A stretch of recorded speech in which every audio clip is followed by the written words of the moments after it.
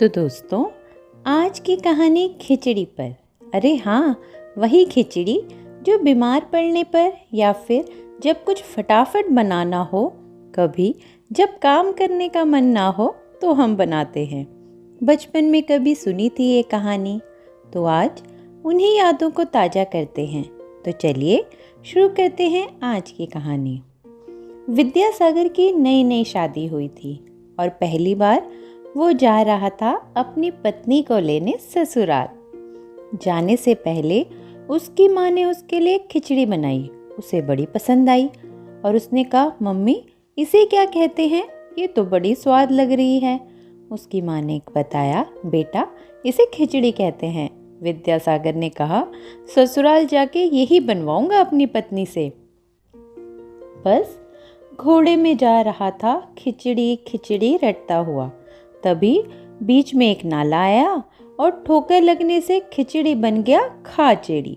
अब वो खाचड़ी खाचड़ी बोलकर जाने लगा। तभी एक किसान अपने खेत से चिड़ियों को उड़ा रहा था।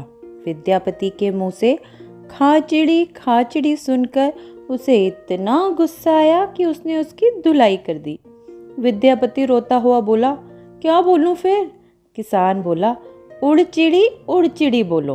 अब वो उड़ चिड़ी बोलकर जाने लगा।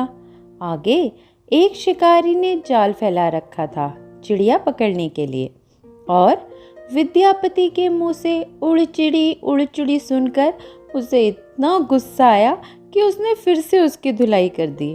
विद्यापति रोता हुआ बोला, क्या बोलूं फिर? किसान बोला, बोल।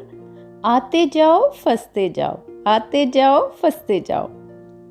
अब वो आते जाओ फंसते जाओ, आते जाओ फंसते जाओ बोलकर जाने लगा। आगे कुछ चोरों को राजा के सिपाही चोरी करने के लिए सजाए मौत देने के लिए ले जा रहे थे, और विद्यापति के मुंह से आते जाओ फंसते जाओ, आते जाओ फंसते जाओ सुनकर उन्हें इतना गुस्सा आया कि उन चोरों ने उसे खूब पीटा।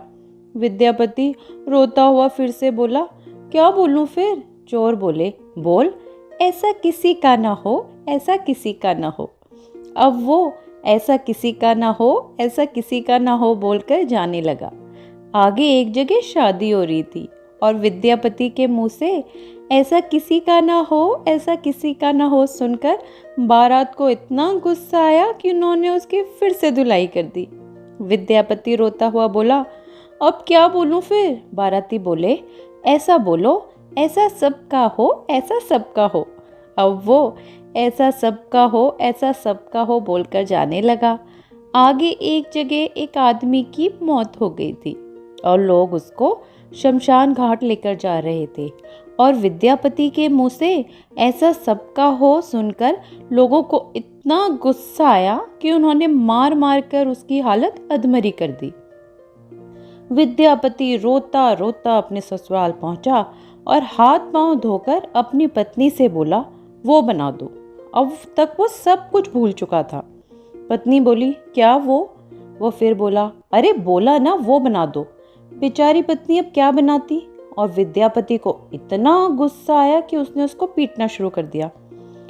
सास ने बोला, अरे जमाई जी, आपने तो मार मार कर हमारी बेटी की खिचड़ी बना दी। और तब विद्यापति बोला, अरे हाँ, यही तो बनाना था, खिचड़ी।